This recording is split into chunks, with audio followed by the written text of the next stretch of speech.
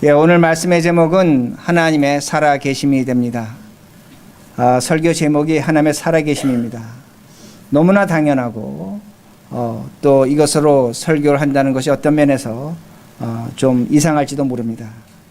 그러나 제가 여러분에게 질문하고 싶은 것은 여러분들이 하나님의 살아계심을 얼만큼 이해하고 설명하고 있는가입니다. 얼만큼 이해하고 설명할 수 있는가가 됩니다. 우리는 하나님을 감정적으로는 체험 많이 합니다. 또한 우리가 하나님의 어떤 그 신비함을 우리가 체험한 것이 있습니다. 거기에 대해서는 우리가 많은 경험이 있습니다. 그러나 하나님이 어떤 분이고 그 하나님에 대해서 내가 어떻게 이해했고 그 하나님을 설명할 수 있는가입니다. 제가 교회에서 결혼하는 젊은 부부들을 4주간 동안 메리지 카운슬링을 하게 됩니다. 젊은 분들이 찾아올 때 제가 제일 먼저 질문하는 것이 뭐냐면 그 두 사람 앞에 두 사람 왜 결혼하고 하는가, 무엇 때문에 두 사람이 가정을 이루는가 그렇게 질문합니다. 그러면 대부분 대답하는 것이 우린 서로 사랑하기 때문에 결혼하려고 합니다. 그렇게 말합니다. 그들이 사랑한다고 말할 때는 그 사랑에 대한 체험이 있는 겁니다. 그 감정이 있는 겁니다. 그러면 제가 그 다음에 이렇게 질문합니다. 그러면 그 사랑을 한번 설명해 보라는 겁니다. 여기 남편 될 사람이 앉아 있는데 그 사람에게 당신이 이 사람을 어떻게 사랑하는지 한번 설명해 보라고 그렇게 얘기합니다. 아내 될 사람에게 그렇게 설명해 보라고 그렇게 얘기합니다. 그러면 대부분 설명하지를 못합니다. 왜 그런가입니다. 그 사랑은 감정적이라는 겁니다. 경험적이라는 겁니다. 그러나 결혼은 현실입니다. 현실은 냉혹한 겁니다. 그러기에 그 냉혹한 현실 속에서 내가 어떤 사랑을 할 것인가를 본인이 이해하고 설명할 줄 알아야만 그 결혼을 감당할 수 있다는 겁니다. 그걸 제가 4주간에 걸쳐서 교육을 하게 됩니다. 마찬가지라는 겁니다. 오늘도 우리 하나님의 살아계심을 누구보다 잘 알고 있고 경험했고 체험을 하고 있다는 겁니다. 경험과 체험은 굉장히 중요한 것입니다. 하나님이 주신 은혜라는 겁니다. 그러나 우리 스스로가 오늘 하나님을 어떻게 이해하고 설명할 줄 알아야 됩니다. 왜냐하면 성경이 우리에게 그것을 요구하고 있습니다. 베드로전서 3장 15절에 하나님의 살아계심을 설명을 듣기를 원하는 사람들에게 너희들은 항상 대답할 것을 준비하라고 그렇게 성경은 우리에게 가르쳐주고 있습니다. 우리들이 하나님을 설명할 수 있는 그 준비를 하고 있는가입니다. 그 준비를 할 때 우리는 하나님의 살아계심을 더욱더 깊이 체험하게 됩니다. 그러기 오늘 본문 9절부터 보시기 바랍니다. 9절입니다. 그때에 예수께서 갈릴리 나사렛로부터 와서 요단강에서 요한에게 세례를 받으시고, 예수님이 세례 요한 사람에게 세례를 받으셨습니다. 그런데 성경이 지금 지명을 쓰고 있습니다. 갈릴리 나사렛이라고 그렇게 말씀합니다. 갈릴리 나사렛은 예수님이 태어나신 곳입니다. 예수님의 고향입니다. 우리 모두 고향을 갖고 있습니다. 예수님과 우리가 똑같다는 걸 지금 성경이 의미하고 있는 겁니다. 예수님 목수였습니다. 석공이었습니다. 우리들도 예수님과 같은 직업을 갖고 가지며 살아갑니다. 예수님에게는 아버지가 있었습니다. 요셉이란 사람이 있었습니다. 어머니 마리아가 있었습니다. 형제 자매가 있었습니다. 예수님은 우리와 똑같은 사람이라는 걸 알 수 있습니다. 우리에게도 부모님이 있고 형제 자매가 있다는 겁니다. 지금 성경이 우리에게 가르쳐 주려고 하는 것은 뭐냐면 예수님은 완전한 사람이라는 겁니다. 우리와 같은 사람이라는 겁니다. 그 사람 예수 그리스도가, 그 예수가 세례를 받았습니다. 그래서 다음과 같은 일이 일어납니다. 10절과 11절입니다. 곧 물에서 올라오실새 하늘이 갈라짐과 성령이 비둘기같이 자기에게 내려오심을 보시더니 하늘로부터 소리가 나기를 너는 내 사랑하는 아들이라 내가 너를 기뻐하노라 하시니라. 우리가 똑같은 예수입니다. 이걸 분명히 믿고 확신하셔야 됩니다. 예수는 나와 같은 사람입니다. 그 예수가 세례 요한에게 세례를 받을 때 하늘이 열렸습니다. 그리고 성령이 비둘기같이 내려왔다고 말씀합니다. 그리고 하늘에서 소리가 나기를 뭐라고 얘기하냐면 이는 내가 사랑하는 아들이라는 겁니다. 내가 기뻐하는 아들이라고 그렇게 말씀합니다. 단순간에 나사렛 예수가, 우리와 똑같은 예수가 하나님의 아들이 됐다는 겁니다. 이걸 성경이 우리에게 가르쳐 주려고 하는 겁니다. 우리와 같은 사람입니다. 근데 세례 받음으로 말미암아 무엇이 됐냐고 성경 가르쳐주고 있냐면 하나님의 아들이라는 겁니다. 하나님의 아들이 되셨다고 그렇게 말씀합니다. 이게 세례라는 겁니다. 우리 교회가 세례를 베풉니다. 세례는 우리가 신앙 고백할 때 무엇으로 고백하냐면 죄를 씻는 것으로 그렇게 고백을 합니다. 세례 받음으로 우리 죄가 씻겨졌다는 겁니다. 그러나 세례 받음으로 우리는 구원을 받는 것은 아닙니다. 세례 받는 것으로 우리의 구원은 이루어지는 것이 아니라는 겁니다. 어제도 제가 어떤 자리에 가서 식사하는데 같이 식사할 때 돌아가시기 직전에 세례 받으신 분 이야기를 했습니다. 세례 받고 죽으면 구원 받는다. 이거는 캐톨릭의 가르침입니다. 캐톨릭은 세례를 받아야 구원 받는다고 그렇게 가르쳐 줍니다. 그러나 우리 개신교는 예수 그리스도를 믿고 그 그리스도로 말미암아 우리는 구원 받는 겁니다. 만약에 세례를 받고 구원을 받는다고 하면 세례 주는 자가 구원자입니다. 세례 주는 신부가 구원자고 목사가 구원자라는 겁니다. 우리의 구원은 그리스도의 십자가 피로 이루어지는 것이고 그리스도를 믿음으로 이루어지는 것이고 그 세례는 하나님의 은혜를 받은 자로서 깨끗하고 정결하게 살고 죄를 씻겠다는 상징적 표현이라는 말씀이 됩니다. 그러기에 제가 말씀을 드리는 겁니다. 오늘도 우리가 세례를 받습니다. 세례 받지만 하늘에서 내 사랑하는 아들이요 내 기뻐하는 자라고 말씀하지 않습니다. 왜냐? 물로서는 우리의 죄를 씻을 수 없다는 겁니다. 물로서는 우리의 죄가 씻겨나가지 않는다는 겁니다. 그런데 예수 그리스도가, 죄 없는 예수 그리스도가 우리를 대신해서 세례를 받으실 때에 하늘에서 내 사랑하는 아들이고 내 기뻐하는 자라고 그렇게 말씀하십니다. 제가 지금 여러분에게 뭘 강조하고 있냐면 예수 그리스도는 우리와 똑같은 사람입니다. 그러나 그는 하나님의 아들이십니다. 죄가 없다는 것을 분명히 우리에게 가르쳐 줍니다. 이것을 이해하셔야만 우리가 하나님이 누구인지를 설명할 수 있다는 겁니다. 예수는 나와 같은 사람입니다. 그러나 그 예수는 죄가 없다는 겁니다. 하나님의 아들이라는 겁니다. 그런데 또 한 가지 중요한 것이 있습니다. 예수님은 공생의 30년을 사셨습니다. 성경 그 공생의 30년을 예수님이 어떻게 사셨다고 기록하고 있지는 않습니다. 그러나 한 가지 중요한 것은 예수님은 그 공생의 30년을 하나님의 아들로서 진실하게 정직하게 성실하게 한 걸음 한 걸음 살아오신 것입니다. 그 부모가 있었기에 부모에게 효도했을 것이고 형제 자매들과 교제를 나눴을 것이고 그 이들과 아름다운 삶을 이뤄내셨을 것이라는 겁니다. 사람의 아들로 충실하셨습니다. 그 사람의 아들로 충실하신 예수가 하나님의 아들이 되셨다는 겁니다. 무엇으로? 죄 없는 예수가 세례로 하나님의 아들이 되신 것을 성경이 가르쳐 줍니다. 무엇을 지금 성경이 우리에게 요구하고 있냐면 우리가 살아가는 생애가 귀하다는 겁니다. 중요하다는 겁니다. 예수님의 30년 생애가 성경은 기록하고 있지 않지만 그 생애가 예수 그리스도가 하나님이 되심을 가르쳐주고 인도해주는 중요한 역할을 했다는 겁니다.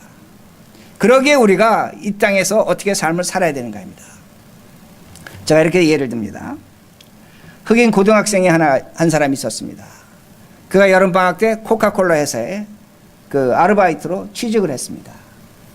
그는 자메이카 그 이민자의 아들입니다. 집안이 굉장히 가난했습니다.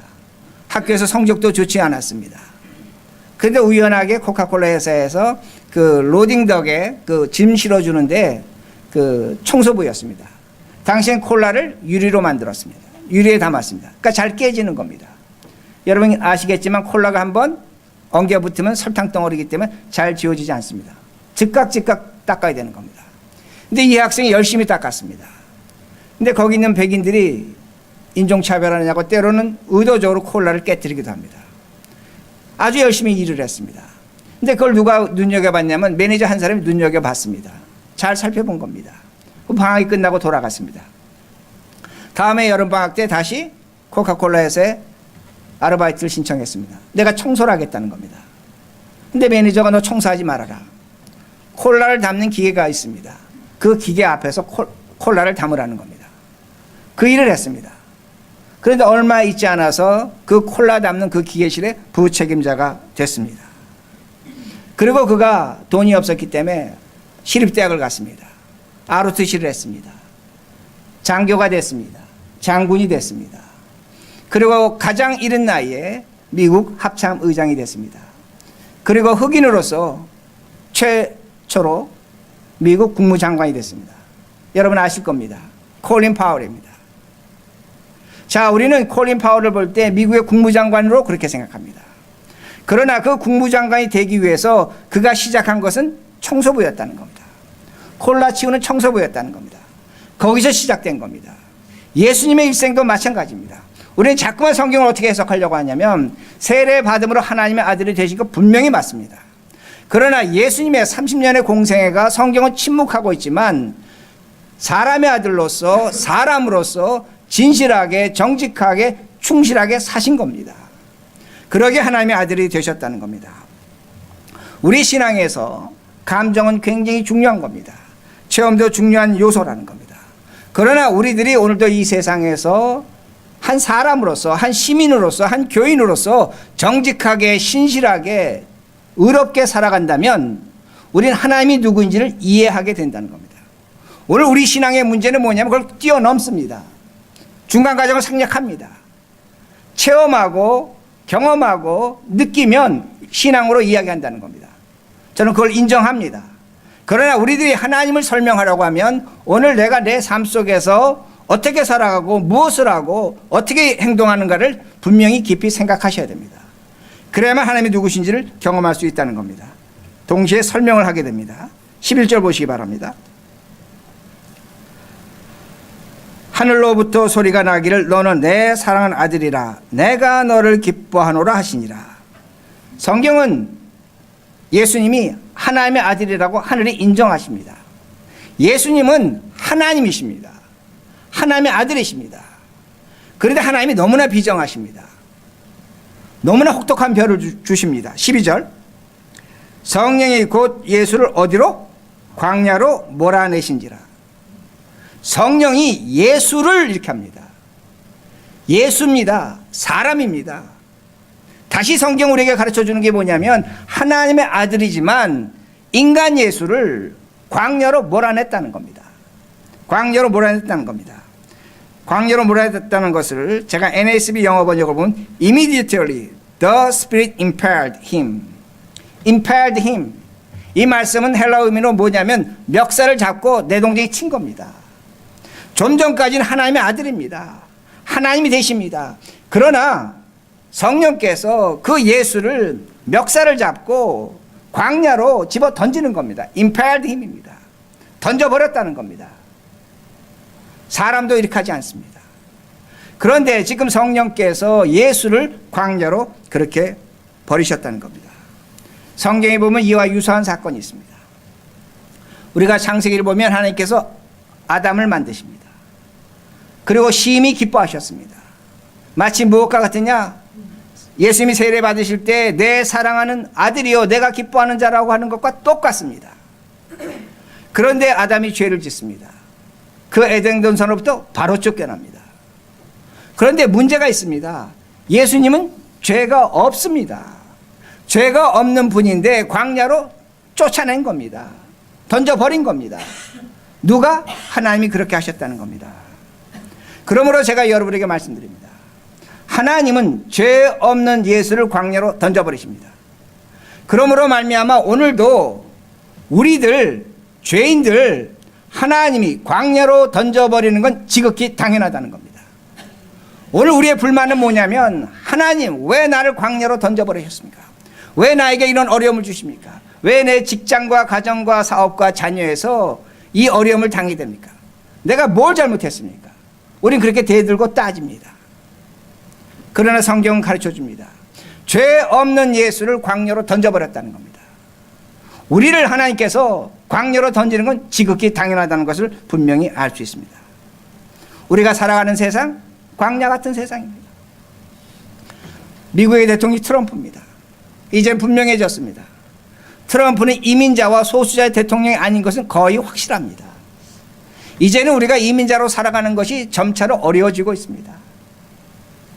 분명한 사실입니다. 지금 아마존과 같은 그런 비즈니스가 부흥하고 있습니다.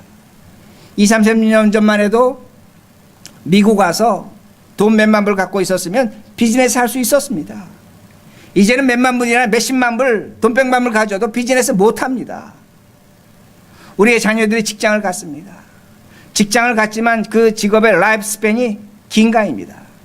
옛날에 한 직장 취직하면 평생을 일하고 연금 받고 퇴직했습니다. 요새는 모든 직장이 프로젝트입니다. 일 시키고 일 끝나면 해산입니다. 앞으로 이 직업이 얼마나 오래 갈 것인가 아무도 모릅니다. 우리의 미래가 그만큼 불확실한 겁니다. 우린 광야에 살아가고 있는 겁니다. 그런데 그 광야에서 우리가 어떻게 살 수 있는가 합니다. 13절에 이렇게 말씀합니다. 13절 광야에서 40일을 계셔서 사단에게 시험을 받으시며 들짐승과 함께 계시니 천사들이 수종을 들더라. 예수님이 광야에서 첫 번째 시험을 받으셨습니다. 누구에게? 사탄에게. 두 번째는 누구와 함께 계십니까? 들짐승들과 함께 계십니다. 세 번째는 그렇게 계시는데 누가 와서 수종을 들었습니까? 천사가 와서 수종을 들었습니다. 이게 오늘 우리의 삶입니다. 첫 번째, 사단이 와서 시험을 합니다. 예수님이 그 사단의 시험을 이기십니다. 그런데 우리는 어떻게 성경을 이해하냐면 예수님이 그 광야 시험을 이겼다 그렇게 얘기합니다. 아닙니다. 예수님은 일평생 사단에게 끝없는 시험을 받으십니다. 누가복음 4장 13절에 보면 사단이 예수님을 얼마 동안 떠나가니라. 광야 시험한 후에 얼마 동안 떠나갔습니다. 다시 찾아와서 시험했다는 겁니다. 예수님은 끝없는 시험을 당하셨습니다. 집요하게 시험을 당하셨습니다. 오늘날 이 시대를 잘못 이해하는 사람들은 제가 누차 강조하는데 굉장히 중요한 말씀입니다. 이 시대가 사단이 통치하는 시대라고 말하는 사람들이 있습니다. 아주 잘못된 겁니다. 그건 세대주의입니다. 그건 이단성을 갖고 있습니다. 이 시대는 예수 그리스도 하나님이 통치하는 시대라는 겁니다. 그리고 그들은 말하기를 하나님이 곧 예수 그리스도 곧 오실 것이라고 합니다. 항상 뭐를 붙이냐면 곧 붙입니다. 즉각 오신다는 겁니다. 바로 오신다는 겁니다. 저도 예수님이 재림하실 것을 믿습니다. 그러나 곧은 붙이면 안 됩니다. 사람들에게 공포감을 줍니다. 그리고 현실을 포기하게 합니다. 그건 아주 악한 겁니다. 예수님은 오십니다. 그러나 누구도 모르는 겁니다. 천사도 예수님도 모른다고 말씀하셨습니다. 그런데 곧 오신다고 합니다. 이건 세대주의입니다. 옳지 않은 겁니다. 그러므로 오늘 우리들이 어떻게 살아야 될 것인가 합니다. 다른 것이 아닙니다. 이 시대가 하나님이 통치하는 시대입니다. 예수 그리스도와 통치하는 시대입니다. 그러기에 오늘 이 시대를 우리가 교인으로서 사회인으로서 한 가족의 부모로서 아버지로서 정직하게 신실하게 하나님의 통치를 받으며 살아가는 겁니다. 하나님이 다스리는 세상에 하나님의 영광을 드러내야 한다는 그 말씀입니다. 그래야만 우리들이 이 시험을 이겨내는 겁니다. 간혹가다 교인들 중에 이렇게 말씀하는 분들이 있습니다. 사탄이 나를 시험한다. 마귀가 나를 시험한다. 그렇게 말합니다. 제가 질문합니다. 마귀가 우리를 시험하면 우리가 이길 수 있습니까? 이길 수 없습니까? 예? 이건 답하셔야 돼요. 마귀가 우리를 시험하면 이길 수 있습니까? 이길 수 없습니까? 우리가 이길 수 있어요? 잘 들으셔야 합니다. 마귀는 우리를 시험해도 이기지 못합니다. 왜? 마귀가 광야 40년 광야 시험에서 예수님께 졌기 때문이다. 예수님 우리 안에 계십니다. 우리 안에 계십니다. 우리를 절대로 이기지 못합니다. 그러나 예수 그리스도가 없는 자에게 시험을 당하면 그 사람 100% 집니다. 그러니까 우리는 이기지 못하는 겁니다. 그러므로 우리가 먼저 확신할 것은 뭐냐면 사단이 우리를 시험한다. 이런 단어는 교인들이 절제될 단어입니다. 무슨 의미인지는 압니다. 그러나 사단은 우리를 이기지 못합니다. 우리를 시험하지도 못합니다. 접근하지도 못합니다. 우리 안에 예수 그리스도가 계시기 때문입니다. 그러기에 먼저 이걸 확신하셔야 됩니다. 우리가 광야 살지만 그리스도를 말미암아 살아가는 생명을 확신하셔야 됩니다. 그런데 두 번째 우리가 그렇게 살아가는데 뭐가 나타난다고 제가 말씀드렸습니까? 들짐승입니다. 성경에 보면 많은 들짐승이 나타나는데 제가 여기에 나타난 들짐승은 욥기 40장과 41장에서 뽑았습니다. 40장에는 베헤못이라는 짐승이 나타나고 41장에 가면 리오야단이 나타나는데 베헤못은 오늘날의 하마로 해석하시면 된다. 리오야단은 악어로 해석하시면 됩니다. 이 두 짐승이 나타난다는 겁니다. 베헤못이라는 것은 히브리어로 어떤 의미가 되냐면 강력한 성이라는 겁니다. 여러분 하마 보시면 아시겠지만 하마하고 제가 한번 동영상을 봤는데 악어하고 싸우는 걸 봤습니다. 근데 악어의 이빨이 그렇게 날카롭지만 그 하마를 물어뜯지 못합니다. 그만큼 단단한 겁니다. 철옹성입니다. 하마가 있다는 겁니다. 하마가 이 시대에 무엇인가입니다. 우리에게 가장 강력하고 가장 단단한 건 뭔가? 돈입니다. 돈은 이 시대에 가장 귀한 겁니다. 예수님보다 귀하지 않지만 돈은 귀한 겁니다. 중요한 겁니다. 우리 삶에 가치를 줄 수 있고 우리의 어떤 불행을 막아줄 수 있고 우리를 지켜줄 수 있는 겁니다. 돈은 귀한 겁니다. 그러나 돈은 무생물입니다. 돈은 종이로 만들었습니다. 종이가 생명이 있습니까? 없습니까? 생명 없습니다. 우리는 생명이 있습니다. 생명 있는 사람들이 종이에 무생물에 순종하고 복종한다는 겁니다. 신으로 섬기고 있다는 겁니다. 이건 우상입니다. 그러기에 오늘도 우리들이 돈을 중요합니다. 귀중합니다. 그러나 그것이 무엇보다 중요하다면 우리는 죽은 생명과 똑같다는 겁니다. 죽은 생명과 똑같다는 겁니다. 이 시대는 돈으로 무엇인지 할 수 있는 물질 만능주의가 있다는 겁니다. 그러기에 사람들은 돈이 없으면 스스로 목숨을 끊습니다. 자신의 생명을 무엇 때문에? 종이 때문에 끊는 겁니다. 이게 얼마나 미련한가입니다. 여러분의 생명을 종이가 없다고 무생물 앞에서 목숨을 끊어버린다는 것은 그 사람의 생명 가치관은 아주 천박한 겁니다. 우리가 돈이 필요하지만 돈이 없을 수도 있습니다. 가난할 수도 있습니다. 빈약할 수도 있고 병들 수도 있고 문제가 있을 수도 있습니다. 그러나 우리는 생명을 갖고 있는 겁니다. 그 생명을 돈 때문에 종이 때문에 버린다는 것은 나쁘다는 겁니다. 옳지 않다는 겁니다. 그런데 이 짐승이 우리하고 있는 겁니다. 우리 광야 살아가는데 하마가 이 옆에 있는 겁니다. 그 큰 입으로 우리를 공격하고 있는 겁니다. 우리가 이걸 어떻게 이기겠는가 합니다. 이기는 건 제가 나중에 말씀드립니다. 두 번째는 리오야단입니다. 리오야단은 제가 악어라고 말씀을 드렸습니다. 여러분 악어는 굉장히 간교합니다. 그야말로 슬라이합니다. 물속에 잠겨 있다가 물인지 전혀 알지 못합니다. 그런데 그 물로 어떤 짐승이 지나가면 그걸 바로 낚아채서 잡아먹습니다. 제가 악어는 뭘로 해석할 수 있냐면 우리의 정신적 타락이라는 겁니다. 정신적 타락이라는 겁니다. 사람은 타락하면 정신적으로 타락하면 어디서 가장 먼저 나타나면 너와 나의 인간관계에서 나타납니다. 인간관계가 타락하면 너와 내가 적대적 관계가 되고 그 사이에 불신과 배신과 아픔과 온갖 그 더러운 것이 끌어오르게 됩니다. 그런데 제가 이것을 지금 짐승으로 말씀을 드렸습니다. 여기 개 키우시는 분 계시죠?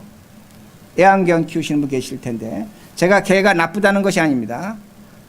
제가 그 애완견 키우시는 분을 비난하는 것도 아니지만 제가 이렇게 예를 듭니다.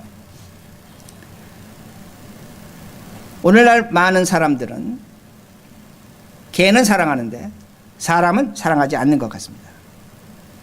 사람이 애들이 집에서 이렇게 어지릅니다. 근데 부모가 야단을 칩니다. 근데 그 집에 개가 있습니다. 개가 똥을 싸고 오줌을 싸도 아무 소리 하지 않습니다. 그저 귀여워합니다. 제가 우리 교회 이 앞에 새벽 기도 끝나고 나가면 이 동네 사람들이 새벽 5시 그 추운 겨울에 개 끌고 나와서 죄송하지만 똥을 눕니다. 그런데 그 똥을 짚습니다. 덥석 짚습니다. 제가 질문하고 싶은 거는 그 사람한테 개 좋은 건 압니다. 그러나 사람 똥을, 부모 똥을, 자식 똥을 그렇게 짚을 수 있는가 합니다. 짚지 않습니다. 사람을 짐승 취급합니다. 그리고 우리가 잘 아는 말 중에 하나가 뭐냐면 머리털 검은 짐승은 믿지 못하겠다고 그렇게 말합니다. 개를 반려견이라고 말합니다. 반려자입니다. 위로자입니다. 우리는 사람을 믿지 못하고 개는 믿고 살아간다는 겁니다. 제가 이 말씀을 왜 드리냐면 개 키우는 분을 공격하는 건 절대로 아닙니다. 오늘 이 시대가 우리의 정신이 얼마나 병들었는가 합니다. 병들었는가 합니다. 타락했는가 합니다. 여러분, 짐승은 언제든지 나를 공격할 수 있습니다. 얼마 전에도 보셨겠지만 신문에 난 기사인데 어떤 여자가 개 2마리를 끌고 산책 나갔다가 그 개한테 물려 죽었습니다. 개는 도메스틱 돼 있는 거지만 훈련받고 우리가 집에서 키울 수 있는 것 같지만 짐승입니다. 제가 왜 이런 말씀을 드리냐면 오늘도 우리의 정신이 타락하면 우리 정신이 우리를 공격합니다. 그리고 나를 죽입니다. 오늘도 많은 사람들이 나는 저 사람 때문에 못 살겠고 이것 때문에 못 하겠고 저것 때문에 힘들고 무엇 때문에 얘기합니다. 그러나 핵심은 하나입니다. 본인의 정신이 병들면 그런 일이 생기는 겁니다. 그리고 자신을 공격하고 자신을 죽인다는 겁니다. 우리의 정신이 달라져야 합니다. 달라져야 합니다. 그래야만 천사가 오는 겁니다. 우리가 짐승과 싸워야 되는 겁니다. 하마와 싸워야 되고 악어와 싸워야 된다는 겁니다. 그래야만 천사가 옵니다. 여러분 성경 잘 보시기 바랍니다. 만약에 예수님이 그럴 일은 없겠지만 광야의 시험에서 사단에게 졌다면 천사가 찾아올 수 있었겠습니까? 못 찾아왔겠습니까? 그럴 일은 없겠지만 못 찾아옵니다. 짐승에게 죽는 겁니다. 마찬가지라는 겁니다. 예수님이 광야가 계실 때 그 사단의 시험을 이기고 짐승들로부터 둘러싸였을 때 천사가 찾아와서 위로하고 수종 들었다고 성경은 말씀하는 겁니다. 오늘도 우리가 신앙생활하면서 그 천사의 임재를 기다린다면 우리는 짐승들과 싸워야 하는 겁니다. 다퉈야 하는 겁니다. 돈과 싸워야 하는 겁니다. 다퉈야 하는 겁니다. 오늘도 우리 정신과 내가 싸워야 하고 다퉈야 한다는 겁니다. 여러분이 무엇으로 싸울 수 있겠습니까? 하나님의 말씀입니다.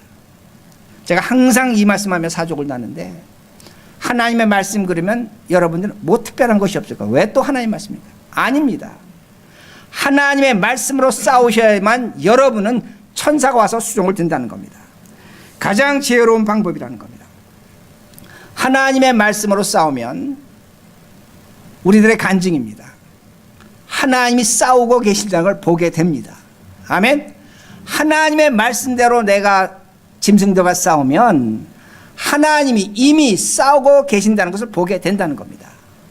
두 번째는 내가 하나님의 말씀으로 살아보겠다고 노력하면 어렵고 힘든 건 있지만은 하나님이 천사를 보내십니다. 천사를 보내십니다. 오늘도 하나님 우리에게 미가엘과 같은 천사를 보내십니다. 그러기에 그 어려움을 풀어주십니다. 사람을 통해서 풀어주십니다. 오늘도 우리가 하나님 말씀대로 다투며 그 짐승들과 싸운다면 하나님은 우리에게 가브리엘과 같은 천사를 보내주십니다. 말씀으로 위로하시고 힘주시고 힘내라고 하시고 길이 멀지 않았다고 얘기하시고 조금만 참으라고 말씀하십니다. 하나님이 사람의 천사를 분명히 보내신다는 겁니다. 우리가 신앙생활하면서 얼마나 많은 천사들을 만났습니까? 그 천사들로 오늘 우리가 예배 자리에 앉아 있는 겁니다. 그러기에 광야 같은 세상 살아가지만 우리에게 짐승들이 우글거립니다. 그 짐승을 내 실력으로 내 능력으로 내 힘으로 이길 수 있다? 절대로 이기지 못합니다. 오늘 우리에게 바로 하나님이 광야로 내모신 이유는 고통과 슬픔과 아픔을 주신 이유는 그 짐승들 앞에서 굴복하지 말라는 겁니다. 나를 경험하라는 겁니다. 내가 천사를 보내겠다는 겁니다. 아멘. 이걸 믿으시라는 겁니다. 이걸 믿고 사시라는 겁니다. 그러기에 이걸 믿으면 하나님은 살아계십니다. 그리고 여러분들은 하나님을 설명할 수 있게 됩니다. 왜? 내가 그렇게 살았기 때문에 하나님을 이해할 수 있게 된다는 겁니다. 이렇게 살아가시는 우리 머릿돌 교우들이 되기를 간절히 바랍니다. 자, 기도합니다.